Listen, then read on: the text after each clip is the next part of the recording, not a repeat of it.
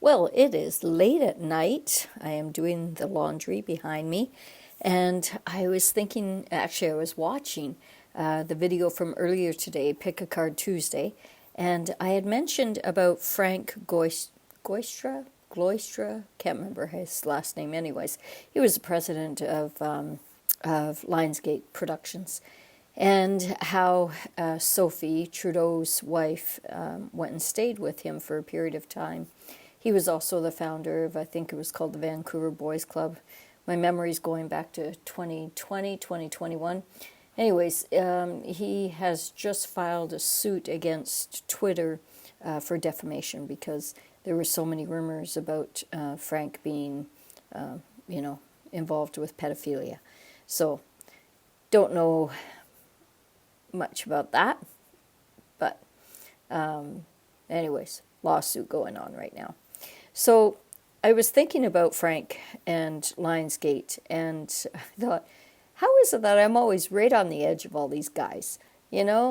Like I've either met them or spent time with them, and throughout the years, Lionsgate, I was employed by them. I don't know if many of you know that. I worked on a TV series. I was a young mom going through divorce court. Cost me $600,000 in legal fees to get a divorce. I had to mortgage my property, get a line of credit against my property, and eventually sell my property. But it all worked out well in the end. But through that, it was not so easy. And yeah. So anyways, I ended up taking this job in the film industry that, it was a big production in Edmonton, Alberta, and it was a really big thing for us.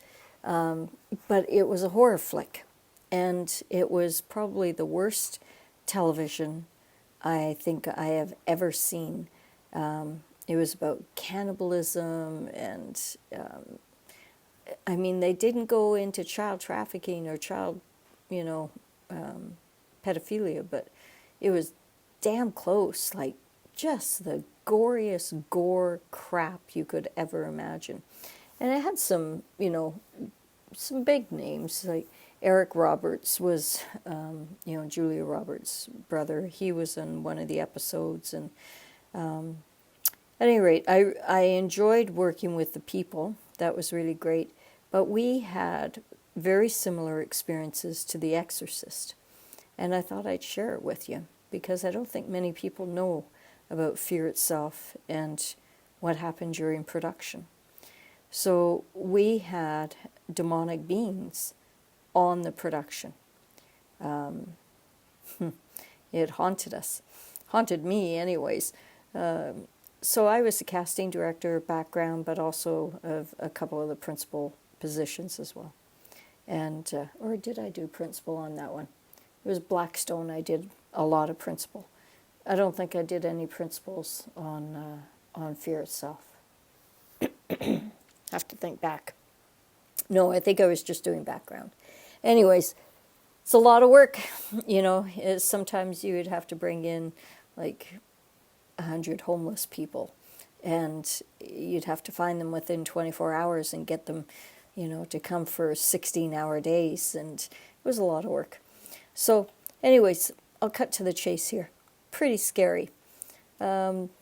Wasn't really happy with how I was feeling physically.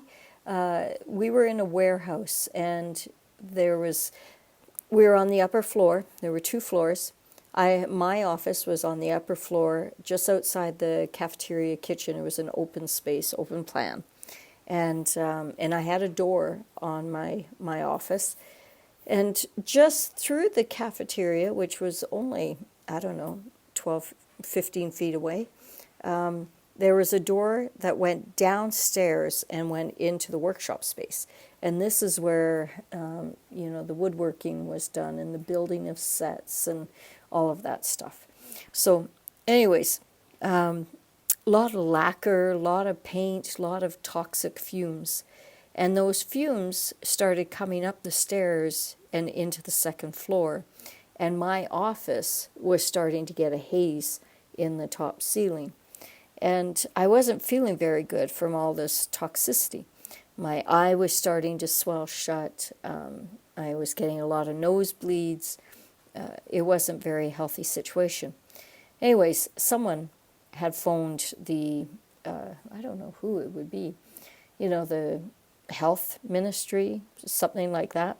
They came and investigated and wrote up Lionsgate Productions. I think it was 100 misdemeanors, violations of the health code, and they were going to shut down our productions. And that night, that after the inspector had come in, I was working a very, very late night. It was probably, 1 in the morning, pitch black inside the warehouse, no windows in the warehouse. That was part of our problem. There was no ventilation. And anyways, there was skeleton crew that were still working. So the receptionist was, I don't know why she was still at her desk, because it was pitch black. It was very, very dimly lit.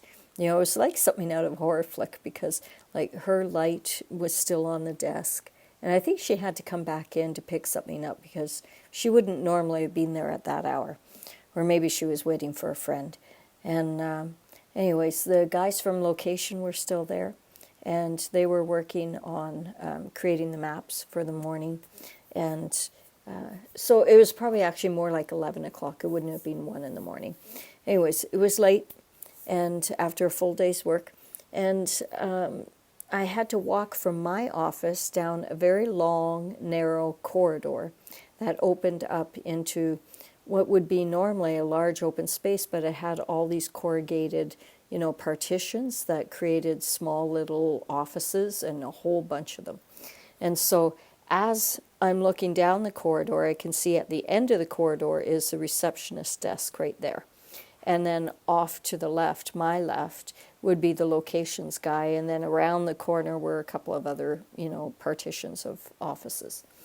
So I'm walking down this corridor, and on the wall, the fake wall, right, they put up these padded partitions, and that became the wall.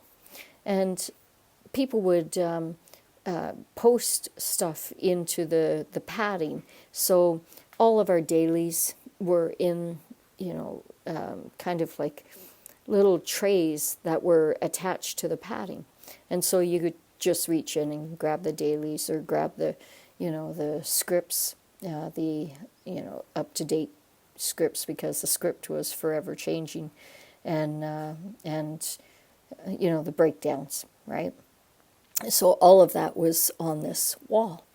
And as I'm walking towards the receptionist, she's smiling at me, and she was like, "Oh, you're working late." And I said, "Yeah, so are you." And anyways, all of a sudden, bam, bam, bam, bam, bam. It sounded like gunshots going off. And I hit the dirt, and these pins, like, tacks that had all of these things hanging up on the wall, started flying past my head.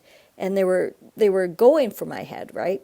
But I hit the dirt, and they were missing me. But there had to be, 8 of them that went off, like pow, pow, pow, pow, pow, pow. And I started running, actually, as I was going down, and these things were just missing my head. Well, everyone hit the dirt, because we all thought that it was gunfire. It was so loud. And stuff was flying off of these walls. They were all, hitting the ground and exploding in sound. And and the receptionist came up over her desk, and she was like, "Are you all right?" Like, what the hell was that? She, none of us could explain it. The guys in location, they were down by their desks. Yeah, everyone hit the dirt.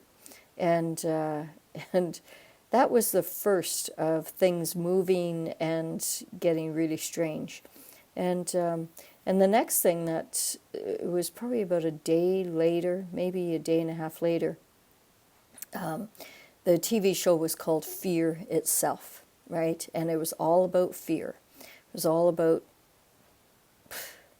it was disgusting. don't ever watch it. Please don't support the program. Don't look it up because it was really ugly stuff. Anyways, so I had an assistant that was on set because I was getting pretty sick and I didn't go out on set. And she was newbie. She didn't, I was having to guide her a lot. Really smart girl. She was with it. She, caught on real fast and ended up actually taking over my job when I got sick. So she was on set and she was in one of the trailers. And again, it's towards the end of the shoot, the full, long day, where 16-hour days, maybe more. And she was having to do write up. I can't even remember what we used to have to do. It was something to do with the extras, the background, and she had to make the list and sign people out, and then do the summary, right? And it's like a log off sheet.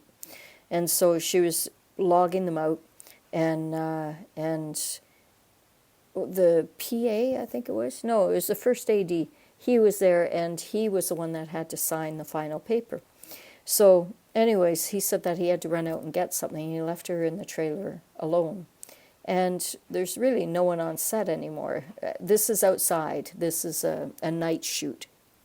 And so there was no one around, and it can kind of get scary. Well, all of a sudden the lights went out in the trailer, and she's sitting there in the trailer by herself, and she got the creepiest feeling that someone was behind her. And she phoned me right away once this was done, right? And she was like, fucking hell, Carrie. Forgive my language. But she was like, oh my God, you won't believe what happened. And she said she felt like someone was behind her, very creepy, very menacing. And then she was just about to scream, actually. And that's when the lights came back on. And written on the page that she was doing, her work with, was fear. And I can't remember if it was fear itself or I think it was just fear that was written on there. And it wasn't, I can't remember if it was her handwriting or not. Forgive me, I don't remember the story as much, but at any rate, someone had written fear across the paper. And it wasn't her that wrote it. She was just sitting there in fear, and someone had written fear on there. So that was my experience with Lionsgate. Fear itself, why would you put that kind of crap out in the world? I felt guilty for years that I was part of that production. I only did it for money, which is usually most people's motive. 2 little kids, I needed money badly. I had no child support. I think I was getting $50 every month for child support at that time, which was way under what it should have been. And, the courts were interesting, we'll say, right? So what I learned there was he who has the most money wins. And ultimately, yeah. So, anyways, Fear itself. It was a Lionsgate production, and it was not human. It had no kindness. It had no love. It was void of anything human. It was absolutely evil. And so I quit. I quit after the 6th episode. That was it. Didn't want to do any more. And I think they did 1 episode after I quit, 1 more, and then it was canceled. Thank God. Not enough people watched it. Hallelujah. Yeah. So, anyways, yeah. It was just like the movie The Exorcist, the tales of, things falling from the ceiling, like lighting falling and hurting people and stuff. When those tacks came out, they sounded like exploding, like an explosion, I should say. it was, everyone hit the dirt. Yeah. So that was my experience with Lionsgate. That was interesting. Did you just hear that? Okay, then. Time to go to sleep on that note. So when I think of Lionsgate, I don't have many good feelings towards the production. It was out of LA. The local crew and production crew out of Edmonton were excellent, but some of the producers and directors that came out of LA, yeah, they were something. So something. Yeah. So interesting times. I thought I'd just share that with you. It's a small world, and I often think, how is it that my world has been on the edge of all of these guys, in so many different ways. Yeah. And I have so many ghost stories to share with you. Maybe that's what I'll do, tell a ghost story once a week. I could do that for 10 years. I have so many of them. That's an exaggeration, but you know what I mean. Anyways, I'm going to sleep. Much love to everyone. Have a good night.